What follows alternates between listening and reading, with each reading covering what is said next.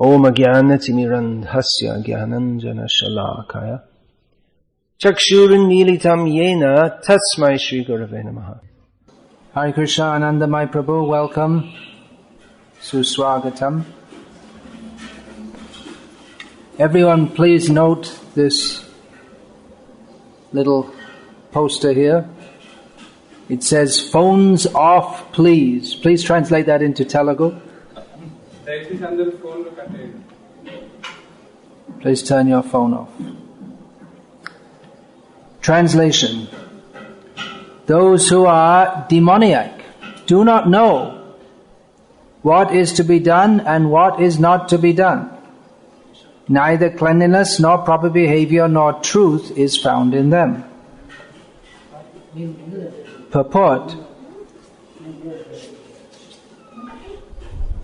In every civilized human society there is some set of scriptural rules and regulations which is followed from the beginning. Especially among the Aryans, those who adopt the Vedic civilization and who are known as the most advanced civilized peoples, those who do not follow the scriptural injunctions are supposed to be demons. Therefore it is stated here, it's a good idea to put oil on squeaky doors. Therefore it is stated here that the demons do not know the scriptural rules, nor do they have any inclination to follow them. Most of them do not know them, and even if some of them know, they have not the tendency to follow them. They have no faith, nor are they willing to act in terms of the Vedic injunctions. The demons are not clean either externally or internally. One should always be careful to keep his body clean by bathing, brushing teeth, shaving, changing clothes, etc. As far as internal cleanliness is concerned, one should always remember the holy names of God and chant Hare Krishna, Krishna Krishna, Hare Hare, Hare Rama, Rama Rama, Hare Hare. The demons neither like nor follow all these rules for external and internal cleanliness. As for behavior, there are many rules and regulations guiding human behavior, such as the Manu Sanghita, which is the law of the human race. Even up to today, those who are Hindu follow the Manu Sanghita. Laws of inheritance and other legalities are derived from this book. Of course, modern India has changed a lot of that. Just like laws of inheritance, Indira Gandhi changed all that. She, instead of the property accruing to the elder son, who then it was understood that he would look after he would become the head of the family and look after all these sons, but instead she had a better idea, treat everyone equally and divide it all up between all the sons and daughters, with the result that farming has been much affected and the whole family structures have been affected, and brothers fight among themselves. I mean, it's not the only cause of them fighting among themselves, but it broke down. It was largely a cause of the breaking down the joint family and the whole social system underlying the agricultural ethos throughout India. Another example is also related with Indira Gandhi, was the divorce law, for which there was no such thing in Hindu law and there was no such thing in Indian law, was also introduced for her by her father. So,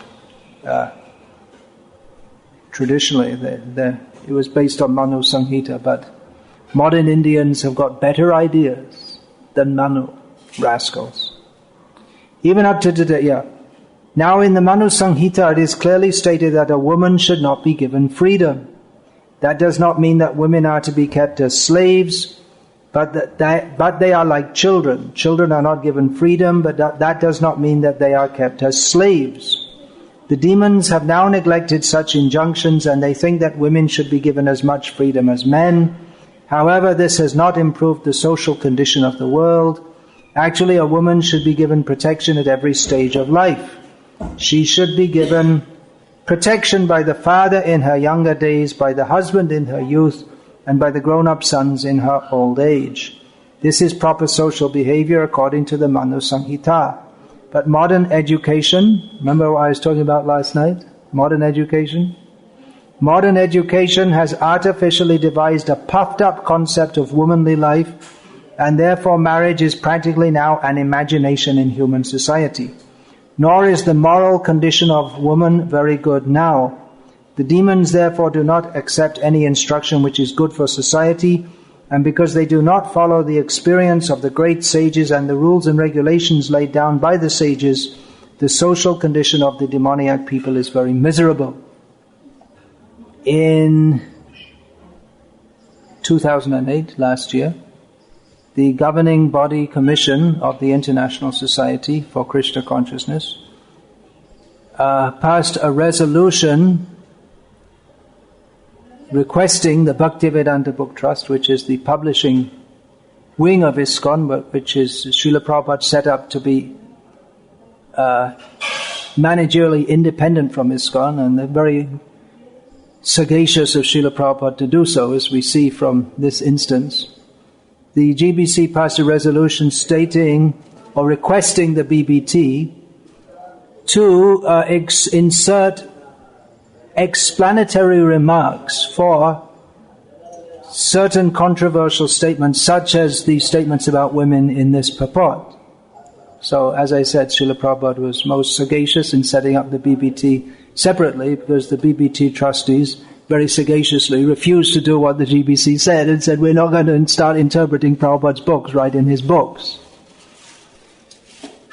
But undoubtedly, statements such as this are, in the modern age, seen as highly controversial. They will be called, there is a word which has been invented recently in English called sexist, which means that you unfairly discriminate between genders, which means almost always males considering discriminating against females.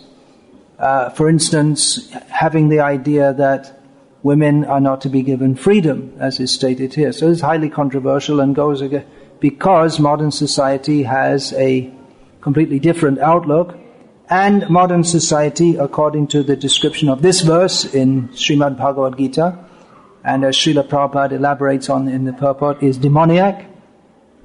Modern society is based on the principle which is described in the next verse of Bhagavad Gita, asatyam apratishtamte jagadahur anishwaram aparaspara sambhutam kimanyat kama haitukam. Modern society is based on so-called science, which misleads us into thinking that there is no basis to the world, there is no God in control, there is no absolute truth, and everything is just going on like that. Everything came into being like that. Just there was nothing and then there was everything. This is called science. That's what they call science. And the only thing that's left is to indulge lust. So modern society is, according to the version of Lord Krishna in Bhagavad Gita, demoniac. And another of the symptoms is they do not know what should be done and what is not to be done, because, as Srila Prabhupada points out, they do not follow any scriptural rules. They do what they think is best. Just like I just gave that example of Indira Gandhi dividing property equally between all the siblings. And it seems very fair, doesn't it? Why should the elder brother get everything? But the actual result is that the breakdown of society. So it seems very good. So similarly, when we talk about freedom of women, and women, they should all have equal opportunity and this and that, it all sounds very good, but the actual result, as Srila Prabhupada points out in this purport, is that the social condition is very miserable, the moral condition of women is not very good. It's interesting also that in the verse itself under question, the verse that we just read from Bhagavad Gita, there's no particular mention of women or women's roles or any such thing like that, but Prabhupada chooses to use this as a prime example of demoniac society. Now, within ISKCON today, there is a divide, as became apparent when this resolution was passed. The resolution was passed because certain devotees claimed that, people won't understand and they'll turn against Krishna consciousness, so we should explain it. Of course, that could be said about almost every statement in Prabhupada's books. There's so many things in Prabhupada's, and practically everything goes against everything that modern society stands for. Or the whole idea, the creation of the universe, the whole universe is created by someone who's born from a lotus flower. And he has 4 heads. And God also, God plays a flute and is a cowherd boy, and that's one form. Another form of him is as a giant pig. And in other forms, in his general form, has 4 arms. I mean, almost everything in the Shastra goes against pretty much everything that modern society claims to, or the general trend of the overwhelming trend of modern society is based upon principles which of what they call rationalism and realism and science, and so it's a good idea to explain all these things in terms that people can understand. Of course, Srila Prabhupada does that himself in his own books, but it can be explicated more. But particularly this issue was taken up, and it attracted a very strong protest from other devotees within our movement, which shows there's a great divide within a cultural divide on this and many other issues also. But this is like a focal point. The role of women, because this has changed very much in recent society. Throughout history, pretty much throughout the world, gender roles were that the man took charge and the women took a more subdued role or subtle role. And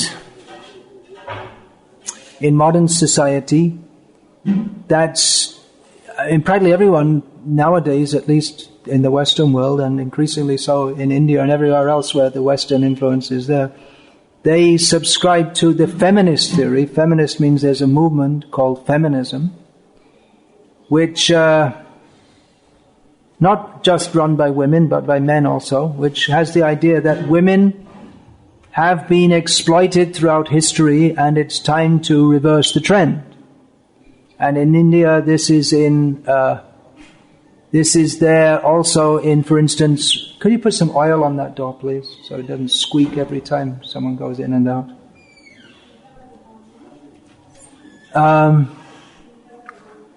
So that's just like there's reservations for parliamentary seats.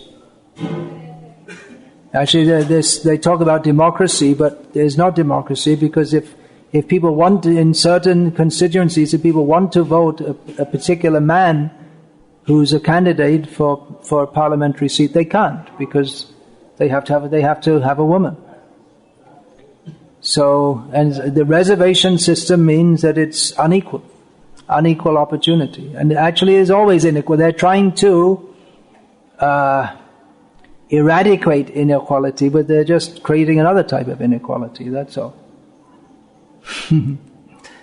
So anyway, the whole society has changed. Previously, it was accepted throughout the world that women had a particular role and men had a particular role, and even there, it's there today. Even in the Western countries, you'll find that women are more in one kind of job and men in another kind. If you're here in India, if you go to the airport check-in counter, you'll find it's all women. It's not men. So, why is that? The men should go on strike and say, hey, we want our rights, and you'll see advertisements in the newspaper, wanted female typist or male assistant or something like that. It's understood that certain certain functions are better for women and certain functions are better for men. Now in America they're so stupid about this equal rights, they're sending women to fight in Iraq. I mean, to send anyone to fight is not very good. I mean, in a country that... Anyway, that's another issue. But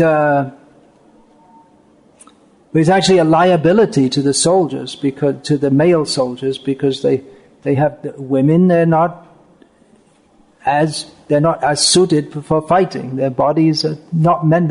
They can't carry such heavy weights, and they don't have such endurance. And one graphic example: a man can just, if he needs to urinate, he can just do so pretty much anywhere, but a woman can't, and she has to maybe go in the firing line or something, or just hold on to it or whatever. So anyway, it's any reasonably sane person can understand that women shouldn't be out fighting in armies, but they have the idea that all equal rights, and then they have to have maternity leave. And can you imagine in the middle of a battle, and then, I have to go for maternity leave. I'm pregnant. Or that they put them in submarines, and the submarines have to go 3 months underground. What if they have a baby in between? How are they going to give them maternity leave? And it's anyway, there are so many stupid things. But anyway, the idea is that women now, they have to show their role and become equal and all this. And in our ISKCON also there are many who are influenced in the same way. Of course, they'll never say that we are influenced by the mundane feministic ideals, but what they say is that we're all equal. The devotees are not men or women or black or white or Indian or Chinese. We're all the same. We're all spirit soul.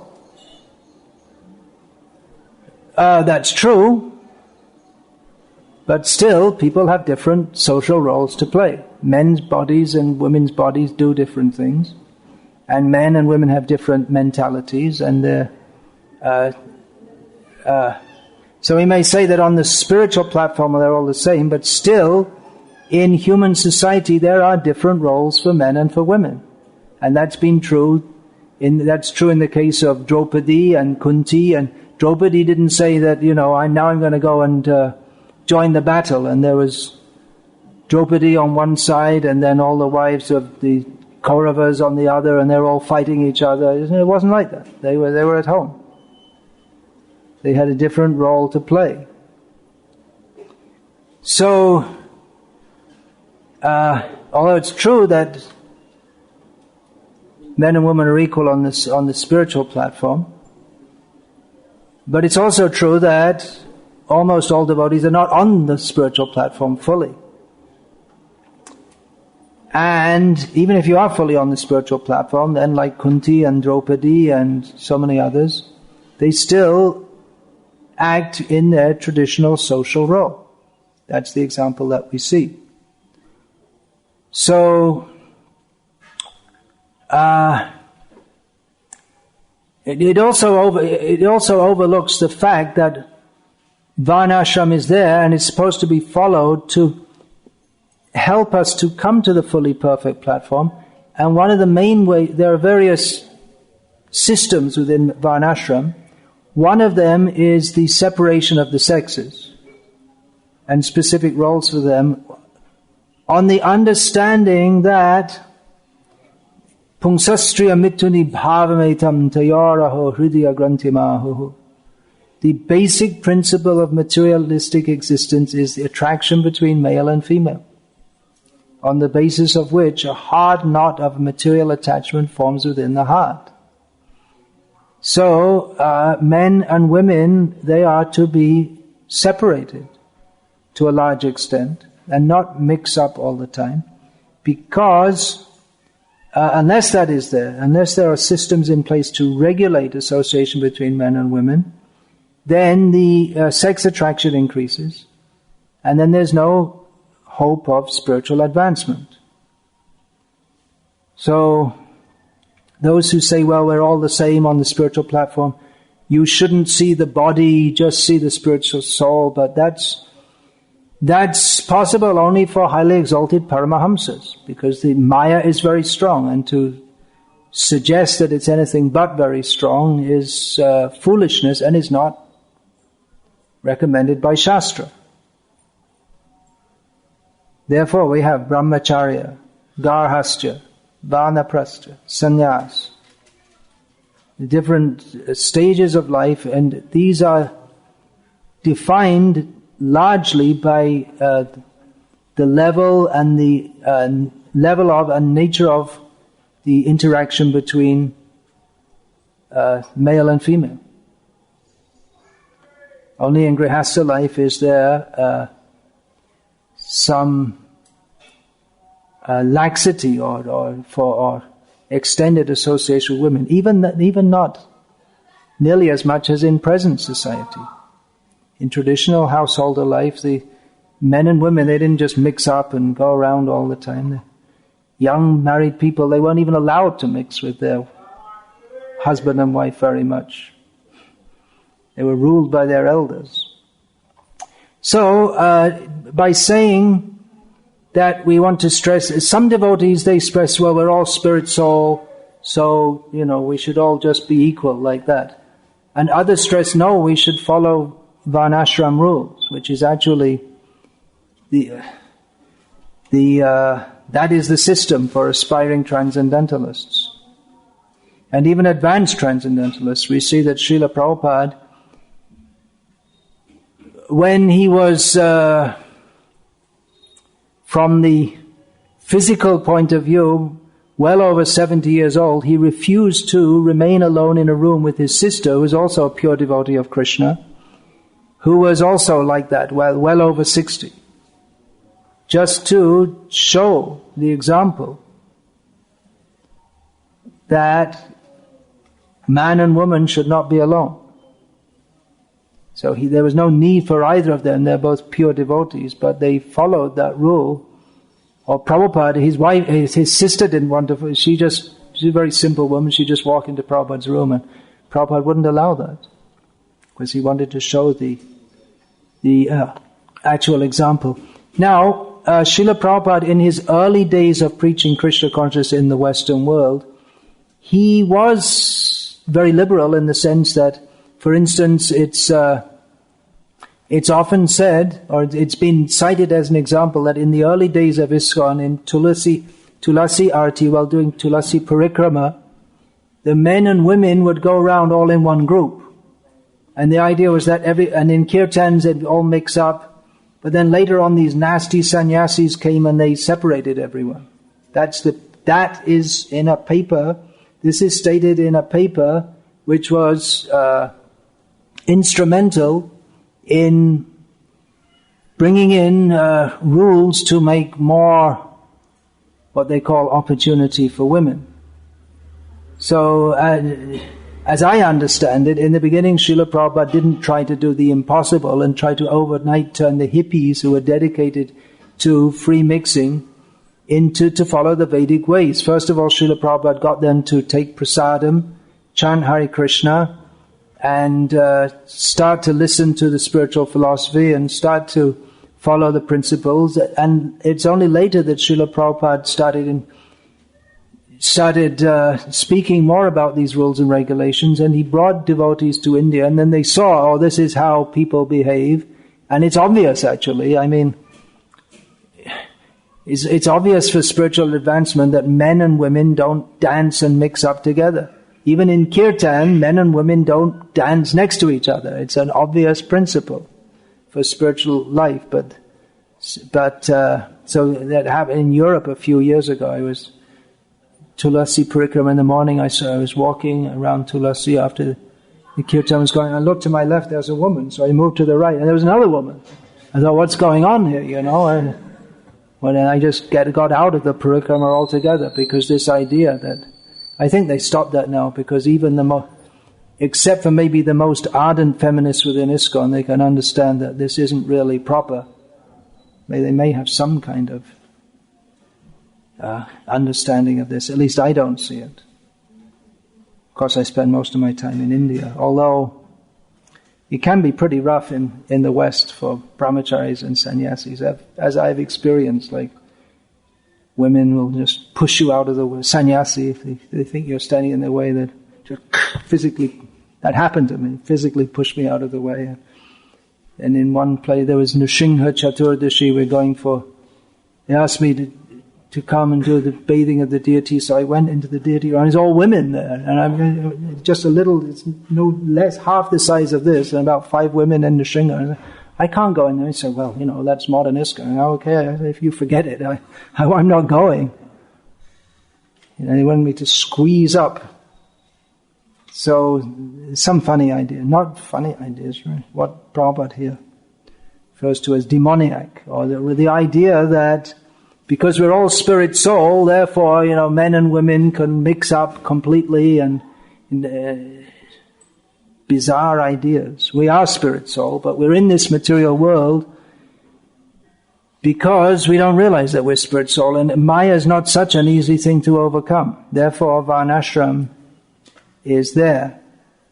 So Srila Prabhupada in the beginning was liberal in many ways, and later on he introduced rules and regulations which would be considered those of normal life. And it's not just in India, but I don't know about now, I haven't been in a church service for many years, but as a child going to church, I would see the men would be on one side of the church and women on the other. It wasn't that they all mixed. Oh, and then later, gradually, they started mixing up, because they became more liberal. The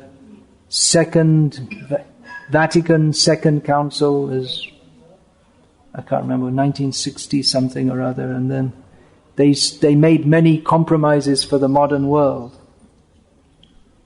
So that culture, and then the women would cover their heads in church, and generally I see in Russia, in the rural areas up to now, women when they go outside, they'll cover their head.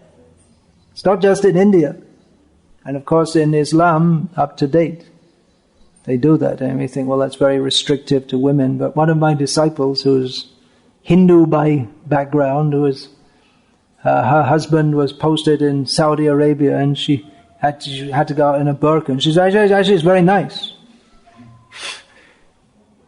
Because a chaste woman would appreciate that. So, Srila Prabhupada also said about his mother that she would never go outside the house except in a palanquin, so that even if she'd go next door, people wouldn't see her. That's the idea, chastity.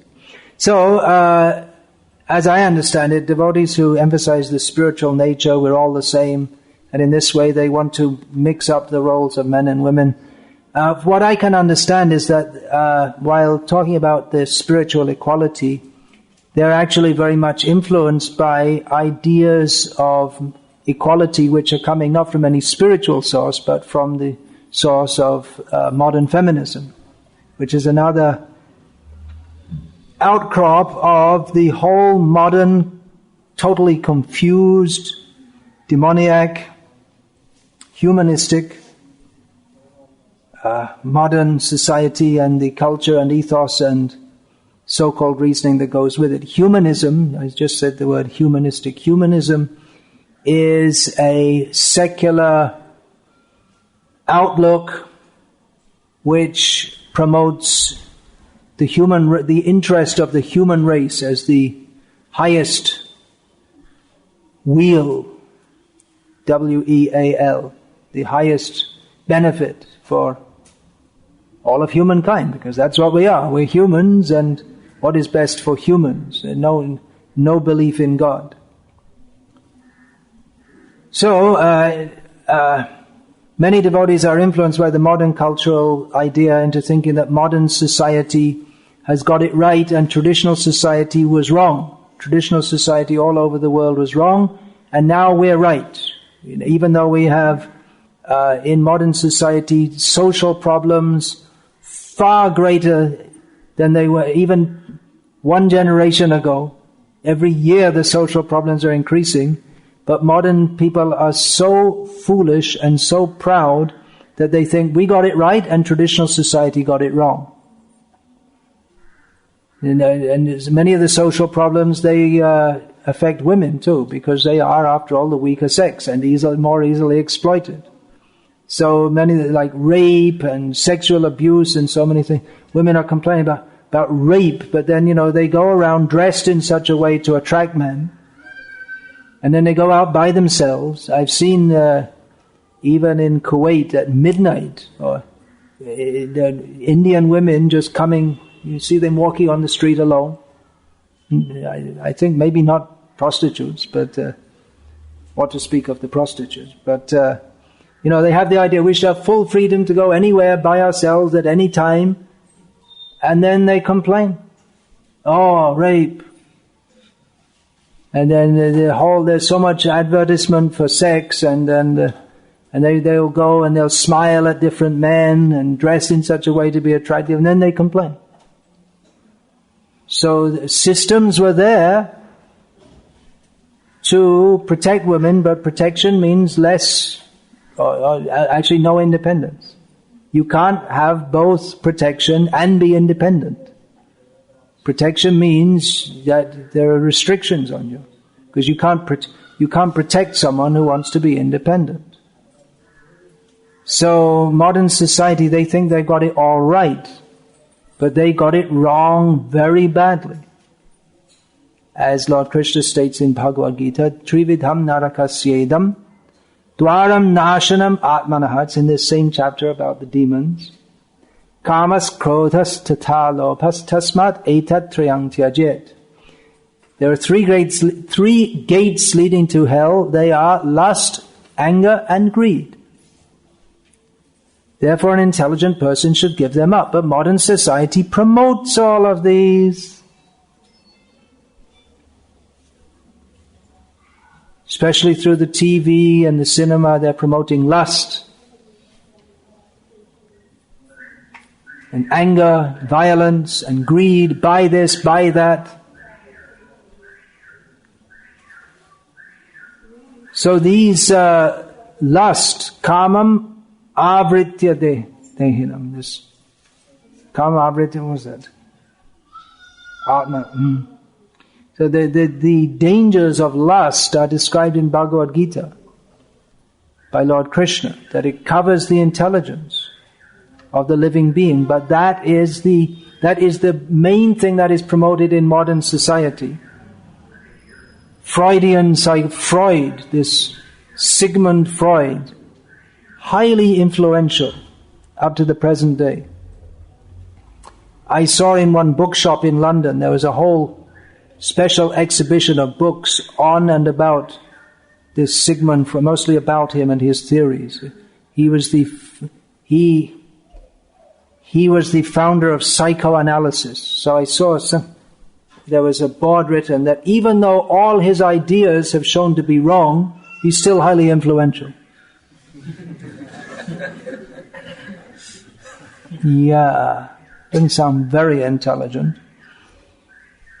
But he had some his idea was that actually Prabhupada said in one way he's right, because he said like the main thrust in human society is sex. And Prabhupada said that's true. That's what it says in Bhagavatam, Pumsastriya mituni bhavametam. But then he said that all the problems are caused by repressing the sexual desire. Whereas the Vedic understanding is that all the problems come by indulging the sexual desire. Therefore it should be given up. And Varnashram is meant for that, to at least gradually give it up. It's not very easy to give it up very quickly and immediately. But Freud's idea was that we have so many psychological problems because we don't indulge. He had some extremely strange ideas, just like his idea, the Oedipus complex. He thinks that every man is sexually attracted to his mother. That's one of Freud's brilliant ideas. Only a really low-class rascal. Even an animal, if you say an animal, but he thinks that every man is attracted to his mother. And that's one of Freud's famous ideas. And this man is so influential in modern society. There's a doctor in Tamil Nadu, comes on Tamil TV every week for 1 hour on Saturday morning. His name is, believe it or not, Dr. Kamaraj. And he is preaching that you have to have lots of sex. Every day is the only way to keep away the doctor and the lawyer. Because if you don't do it every day, then you'll be going to prostitutes, and then you'll have to go to see a doctor. And if you don't do it every day, then your wife won't be saying, sorry to tell you all these things, but this is the world that we are influenced by. And if you don't do it every way, then your wife will want a divorce. So you have to do it every day. And that's the only way to keep your marriage together. So marriage is based on sex. But then marriage is not based on sex. There's no marriage in dog society or cat society. Marriage is meant to bring man and woman together, and definitely sex is there, but that is meant to be dovetailed for procreation, the natural result of sex. And man and woman, all over the world, marriage, and until the recent times, marriage was sanctified by a religious ceremony. It was supposed to be not just the way dogs and cats come together, but man and woman coming together in the eyes of God, for serving God. That was the idea. So modern society promotes lust, anger and greed, so expect trouble. Don't think that human society is going to be very nice and very peaceful and everyone's going to be happy when you're promoting lust, anger and greed, of which lust is the root of them all. People are promoting it as a solution, but it actually causes tremendous discontent, because you promote lust more and more, but it can never be fulfilled. You're promoting greed more and more, but then greed, that can never be fulfilled. So there's discontent, and there's frustration, and there's actually women suffer more, because they are the weaker sex, they can be exploited, and they are exploited. Then when Srila Prabhupada, he was saying how a woman should have one husband and stick to him, and you say, well, so many men exploit the women, so many husbands exploit their wives. Prabhupada said it's better to be exploited by one man than by many men.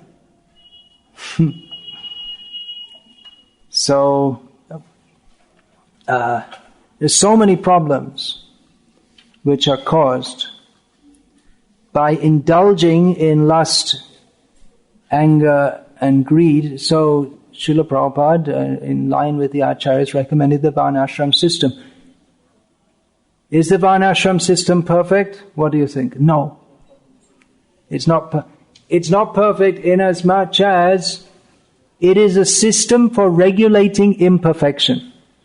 So don't expect perfection in a system which is anyway designed to make the best of a bad job. It's meant for regulating people who are infected by Maya, who are in the consciousness of exploitation, and leading them to the consciousness of selflessness, dharma. The concept of dharma is to develop selflessness, just like Rama. He is ruling he's the ideal king. Up to date, the kings of Thailand, they all take the title Rama. So, of course it's pronounced a little differently in Thai language, but it's derived from the Sanskrit Rama. So the idea, an ideal king, he rules on behalf of he is concerned with the welfare of the citizens. Women, they're selfless mothers and wives. Like this, the concept of selflessness is there, and lauded are persons like Maharaj Shibi, who was willing to give his body for the sake of a pigeon. That story is recounted in Mahabharata and Bhagavatam and Ramayana, I believe also. So it's in other Puranas also. So the selflessness is inculcated to lead us from exploitation. And ultimately the selflessness of fully surrendering to Krishna. But in an atmosphere where lust and greed and anger are promoted, then everyone suffers, as everyone is trying to exploit everyone else. And actually women suffer more, because they're easily exploited. And children, they're sexually exploited, both boys and girls. So there are many children at the present time adults who were children who were exploited just sexually exploited, even by their own fathers or brothers, because the lust is so strong. And people, they lose any sense of discrimination, and they have no sense of right and wrong, as is mentioned or is described in this verse. And so they see, well, I'm lusty. They don't even reason it. They just see a body. They never mind it's their sister's body or their daughter's body. They just want to exploit it and use it, which is not even animalistic. It's like sub-animal, or on the level of the lowest animals. But people, they've lost their discrimination. And women suffer more, which is maybe one reason they're asking for freedom. But the freedom, the so-called freedom, that doesn't solve the problem. It's just like in modern medicine, they give symptomatic treatment, but it doesn't actually solve the problem. Whereas Ayurveda, it's maybe a longer and more difficult course, but if administered properly, it seeks out what is the root cause of the problem, which is, in Ayurveda, the medical problems are diagnosed as a imbalance of the Tridhatu, Kapha, Pitta, Vayu, the three humours, mucus, bile and air. So that is attempted to be rectified, and then otherwise it's not possible to fully cure it. So to try to make material solutions, or solutions only on the material platform, means the very nature of this material world is that even if you solve one problem, you create more problems in doing so. So Varnashram can only, I was saying it's not perfect, it's a system for regulating perfection, but it only comes to the perfect point if it is practiced in Krishna consciousness, which brings one to the point of Krishna consciousness. Otherwise it must come back to exploitation, which is why the caste system arose in India. The Chaturvanyang Maya Shrishtam Guna Karma Vibhagashaha. Lord Krishna created the system of 4 varnas, which of course includes the 4 ashrams also, according to quality and work, but certain people, having lost the spiritual focus of that system, they use it as a system not to serve others and to become free from material desire, but to exploit others, which is the material disease. So unless there's the spiritual focus of Krishna consciousness, then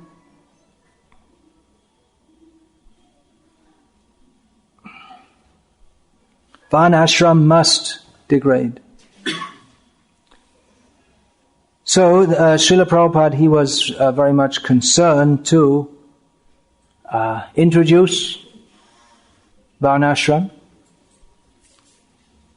to regulate his devotees and to regulate his disciples and regulate the whole of human society. When Srila Prabhupada, in one conversation, Srila Prabhupada was talking about the necessity of introducing this among devotees. And one of Prabhupada's disciples said, well, Srila Prabhupada, aren't devotees transcendental? Prabhupada retorted, if they are transcendental, why are they falling down? In other words, devotional service is transcendental, but we may not be fully on the transcendental platform. And in fact, we're not. If we're honest, and I think most devotees will have to admit that I'm not fully on the transcendental platform. And even if persons who do claim to be on the transcendental platform and then others might not agree with them, it's easy to say, or it's easy to advertise. Of course, in one way, devotees are on the transcendental platform, but you can say we're not very firmly situated on it, because we do have material desires. So, and that sometimes manifests as fall down.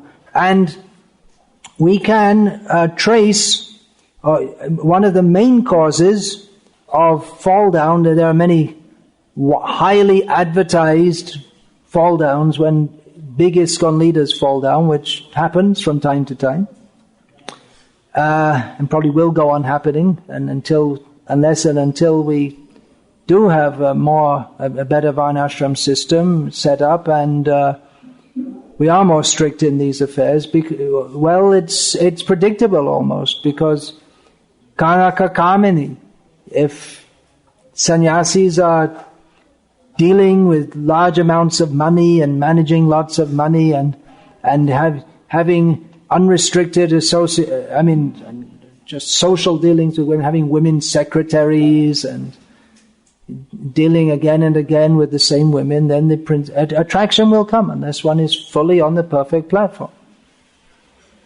So, because devotees, they don't follow these rules, therefore so many problems come. They think, well, we're all on the spiritual platform. This lady, she's a good devotee. She may be a good devotee, and the sannyasi may also be a good devotee. But as Prabhupada said, man is good and woman is good, but the combination is not good.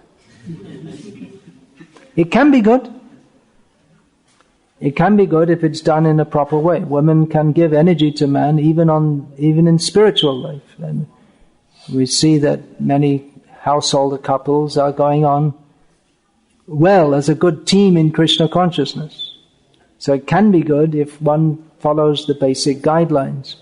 Srila Prabhupada himself said, when he was asked that, Prabhupada, we have the perfect philosophy, the perfect way of life, and the perfect guru, that's Prabhupada, of course, then why do we have so many problems in our society? And Prabhupada said, because the brahmacharis and sannyasis mix too much with the women.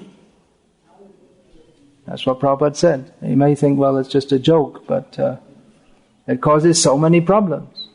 Then material desire comes, and that manifests in various ways.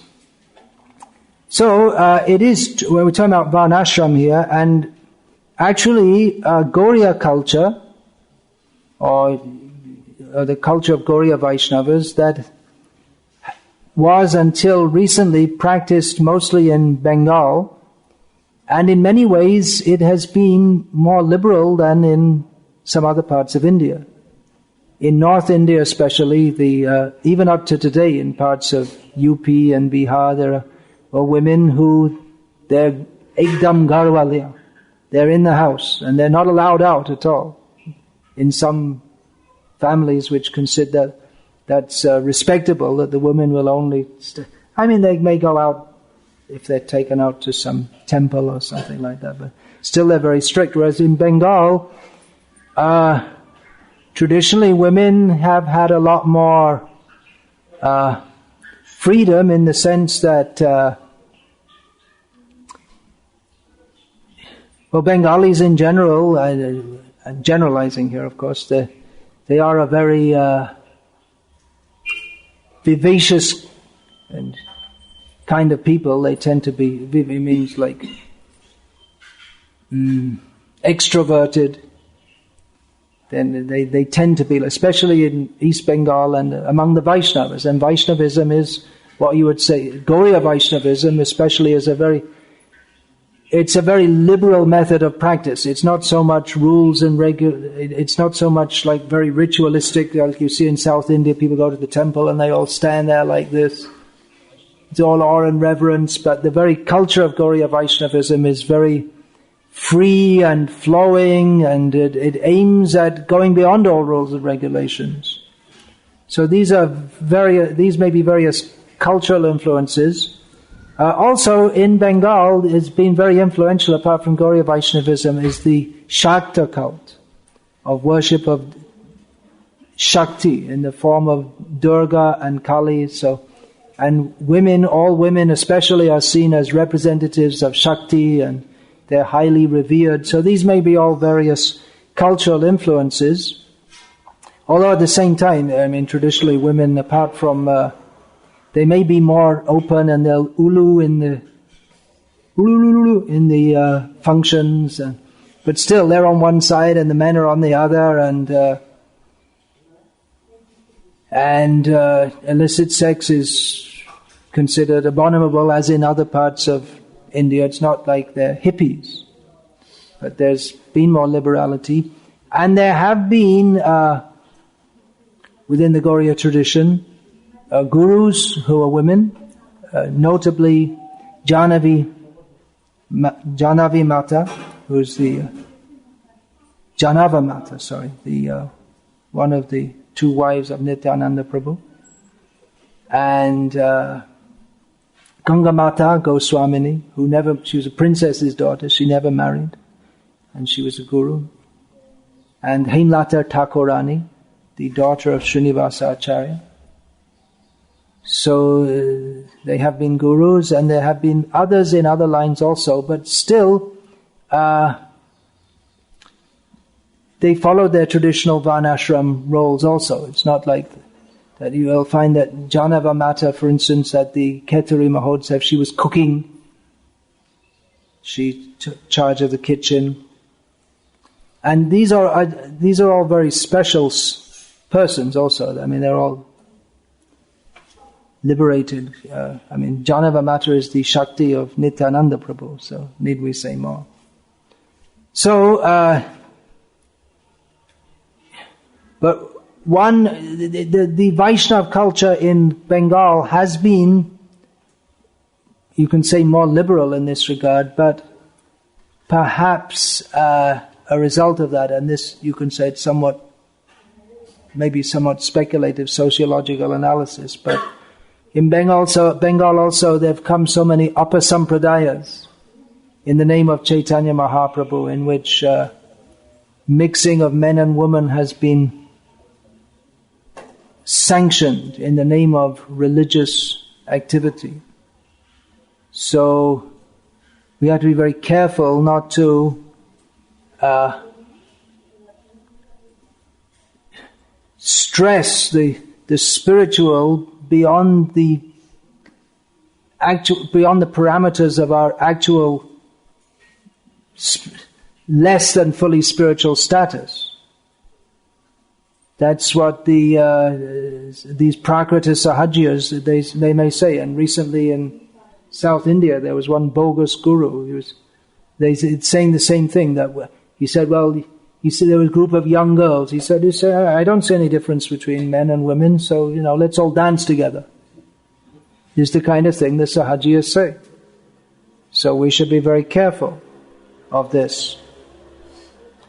So the Gauriya culture has been very liberal, and or more liberal than most, maybe not very liberal, but in this matter. And the upper sampradayas have been liberal beyond the bounds of decency, just in the name of religion,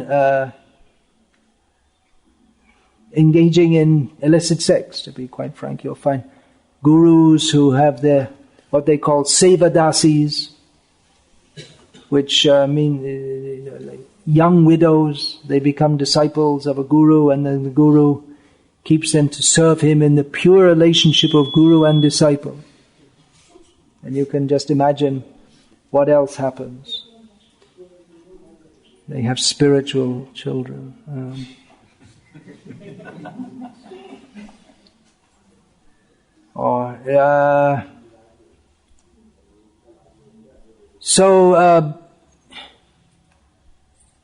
Bhaktivinoda Thakur decried this, and Bhaktisiddhanta Saraswati, he founded the Gauriya Math, and the Gauriya Math was very strict in this regard, extremely strict.